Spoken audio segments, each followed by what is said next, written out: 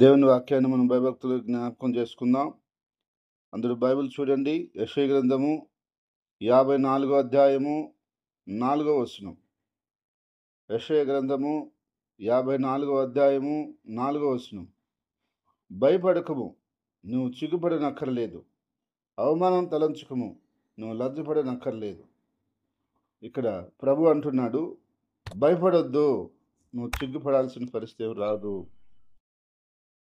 నువ్వు అవమానం తలంచుకోబాకు, నువ్వు లజ్జపడేంత పరిస్థితి ఏమి రాదు అంటున్నాడు. కొన్ని విషయాల్లో మనం భయపడుతూ ఉంటాం.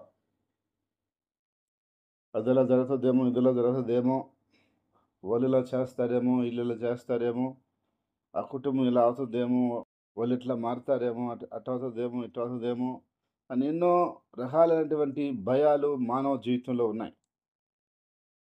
ఆ భయం ఏం చేస్తుందంటే మనం చాలా ఇబ్బంది పెడుతుంటుంది.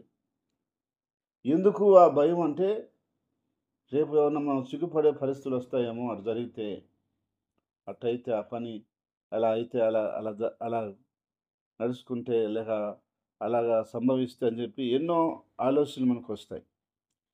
ఉదాహరణకు కుటుంబంలో పిల్లలు సరిగా రేపు గాని చక్కబడకపోతే మనం సిగ్గుపడాల్సిన పరిస్థితి వస్తదేమో అనేటువంటి ఆలోచన. ఆ ఆలోచన మనల్ని భయపెడుతుంటది. ఒక్కోసారి అవమానం మనకు అక్కడికి పోతే ఏదైనా అవమానం వస్తదేమో, అవమానం మళ్ళా ఎట్లా అనేటువంటి ఆ యొక్క ఆలోచన. అయితే దేవుడు అంటున్నాడు, "నీవు నా బిడ్డవు కాబట్టి నిన్ను నేను సిగ్గుపరచను. నువ్వు భయపడబాకు. నువ్వు నా బిడ్డవు కాబట్టి నిన్ను నేను అవమానపరచను. నువ్వు అవమానాన్ని తలంచబాకు. నువ్వు లజ్జ పడాల్సిన అక్కరే నీకు రాదు" అంటున్నాడు. కాబట్టి నా సహోదరి, సహోదరుడా,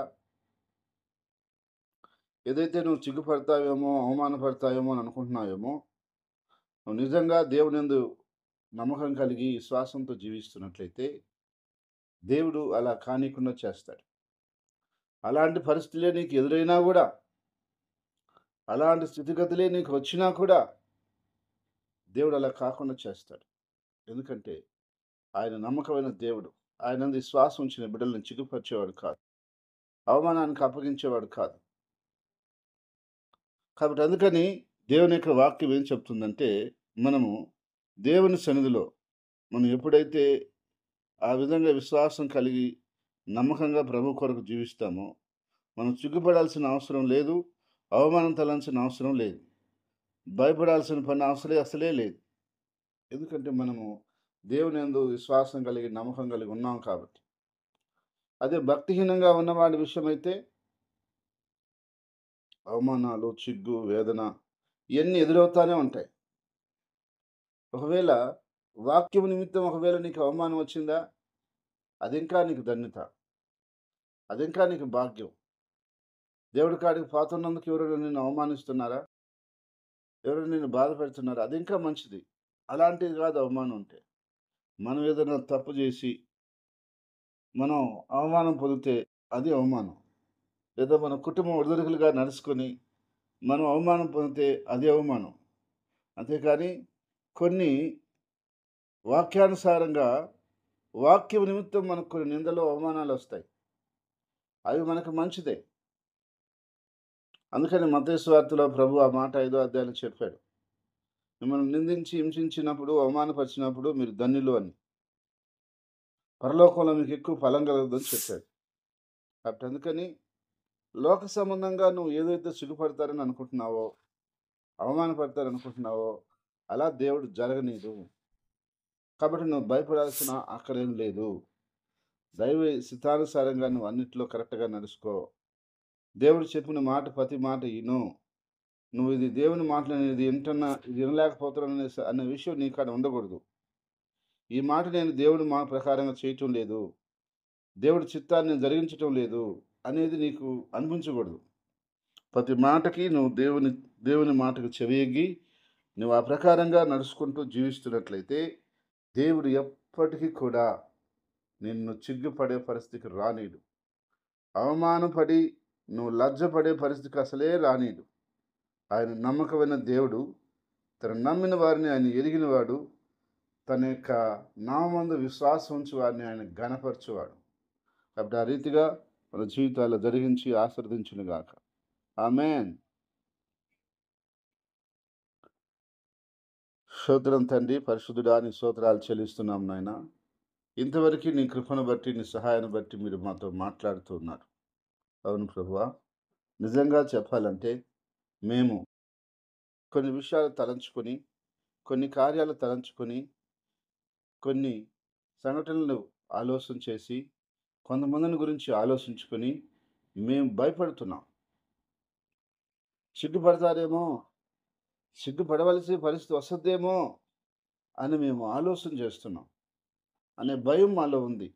అయితే మీరంటున్నారు, భయపడొద్దు, మీరు సిగ్గుపడాల్సిన పరిస్థితి ఏమి రాదు. అవమానం తలంచవద్దు, మీరు లజ్జపడే పరిస్థితి ఏమి రాదు. నేను మీకు తోడుగా ఉన్నాను, సహాయం చేస్తానంటున్నారు. మీరు మా యజమానిగా ఉన్నాను, మేము సహాయం చేస్తానంటున్నారు. కాబట్టి నువ్వు చెప్పిన మాట ప్రకారంగా నీ బిడ్డల జీవితాల్లో ఆ భయాన్ని తీసివేయండి. ఆ యొక్క ఆలోచనలు తీసివేయండి. అలాంటి కుంగుబాటైనటువంటి సాతాను బలహీనమైన తలంపులు తీసివేయండి. ధైర్యంతోనూ, బలంతోనూ, శక్తితోనూ నింపండి ప్రభువా. నీ పరిశుద్ధాత్మ ద్వారా ప్రతి బిడ్డని మీరు బలపరచమని ప్రార్థిస్తున్నాను. ప్రతి బిడ్డకు మీరు శక్తినిమ్మని ప్రార్థిస్తున్నాను. అంధకార కార్యాలు, దురాత్మ కార్యాల్ని, చీకటి కార్యాలని, సుదర శక్తుల్ని, మంత్ర శక్తుల్ని, శాతపడి శక్తుల్ని, శిలంగ శక్తుల్ని, ప్రతి విధమైన దురాత్మ కార్యాలని యేసు క్రీస్తు నామములో కట్టి బంధిస్తున్నాను. నీ ఆత్మ చేత ప్రతి బిడ్డకి, ప్రతి కుటుంబానికి మేలు చేయండి ప్రభువా. దినం, పునరుద్ధాన దినం, ప్రతి ఒక్కరూ అయ్యా కుటుంబ సమేతంగా నీ మందిరములోకి వచ్చి అయ్యా ఆత్మతో సత్యంతో నిన్ను ఆరాధన చేసుకుని నీ యొక్క నామములో బిడ్డలు బలపరచబడి, దీవించబడి, సంతోషించబడి, తృప్తిపరచబడి, ఆశీర్వాదకరంగా వెళ్ళటానికి నువ్వు సహాయం చేయండి. దినం లోతైన, బలమైన, శక్తి కలిగిన మాటలు మీరు మాకు అందించమని ప్రార్థిస్తున్నాను. దేవా, అయ్యా నీవు మాట్లాడితే మేము బ్రతకగలం. మేము తినే తిండి మమ్మల్ని బ్రతికించలేదు. నీ మాటలో జీవం ఉంది. ఆ జీవమైన మాటే మమ్మల్ని బ్రతికిస్తుంది. కనుక ఆ మాటలు మాకు సహాయం చేయమని ప్రార్థిస్తున్నాం ప్రభువా. అయ్యా నీ ఆత్మ చేత ప్రతి బిడ్డకి, ప్రతి కుటుంబానికి ప్రభువా మీ కృప సహాయములు అందించమని ప్రార్థిస్తున్నాను. ఎవరు రాకపోకల్లో, ప్రయాణాల్లో మీరు తోడుగుండి కాచి కాపాడండి. నన్ను కూడా మీరు క్షేమంగా తీసుకెళ్ళి ఆరాధనలో మీరు నడిపించి సహాయం చేయమని ప్రార్థిస్తున్నాను. దినమంతా బలంగా మీ రక్తంతో మిమ్మల్ని కడిగి పరిశుద్ధపరిచి అభిషేకించి వాడుకోమని ప్రార్థిస్తున్నాం తండ్రి. నా తండ్రి, ప్రపంచం అంతా జరుగుతున్న ఆరాధన అన్నింటిలో కూడా ప్రజలు వెళ్ళి నేను ఆరాధన చేసుకోవడానికి సహాయం చేయమని ప్రార్థిస్తున్నాను.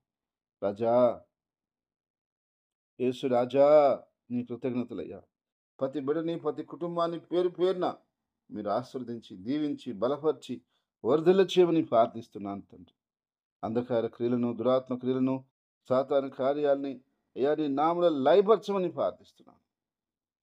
అయ్యా గురుడు సంఘం, నెల్లూరు సంఘం, బ్రాంచ్ సంఘాలని ప్రతి సంఘమును మీరు జ్ఞాపకం చేసుకుని ఆశీర్వదించమని, బలపరచమని ప్రార్థిస్తున్నాం ప్రభా. నీ రాకడకు సిద్ధపరచమని ప్రార్థిస్తున్నాం. ఒడిదొడుకులను సరిచేయమని ప్రార్థిస్తున్నాం. వాని రక్తంతో కడగమని ప్రార్థిస్తున్నాం. కలంకము, మచ్చ, డాగు ఏది లేకుండా నీ అమూల్యమైన ప్రశస్తమైన రక్తంతో శుద్ధిపరచమని ప్రార్థిస్తున్నాం ప్రభా. పరిశుద్ధపరచమని ప్రార్థిస్తున్నాం నాయన. అయ్యా నీ దృష్టికి మా యొక్క ఆలోచన, మా ధ్యానము, అయ్యా మా యొక్క మాట, మా యొక్క సమస్తము అంగీకారంగా ఉన్నట్లు సహాయం చేయమని ప్రార్థిస్తున్నాం. నీ పరిశుద్ధాత్మ చేత నాయన ఈ దినమంతా కూడా నీ ఆలోచన చేత మమ్మల్ని నడిపించమని, నీ ఆలోచన మాకు సహాయం చేయమని, అయ్యా నీ మార్గం మాకు చూపించమని, నీ చిత్తం జరిగించే బిడ్డలుగా మాకు అనుగ్రహించమని, యేసు ప్రతి విధమైన కీడు నుండి, అపాయం నుండి, శోధ నుండి తప్పించమని, సహాయం చేయమని ప్రార్థన చేస్తూ అయ్యా నీ గాయపడిన స్థలకు మా దేశంలో, దేశ ప్రజలను, దేశ నాయకుల్ని, అధికారులను బట్టి స్తుతించి ప్రార్థిస్తున్నాం. వారందరినీ రక్షించండి ప్రభా. మా దేశంలో శాంతి భద్రతలు దయచేయండి. మా దేశ ప్రజలను ఆశీర్వదించండి, రక్షించండి ప్రార్థిస్తున్నాం తండ్రి. అయ్యా నీ చేతులకు అప్పగిస్తున్నాం, సహాయం చేయండి. ఈ దినం పుట్టినరోజుని, వివాహ దినము జరుపుకుంటున్న బిడ్డలని, కుటుంబాలని అయ్యా జ్ఞాపకం చేసుకుని తండ్రి, పేరు పేరున ఆ కుటుంబాలకి సంతోషం, సమాధానం, ఆశీర్వాదం, మేలు కలగచేయమని యేసు క్రీస్తు నామములో ప్రార్థిస్తున్నాను తండ్రి. ఆమేన్.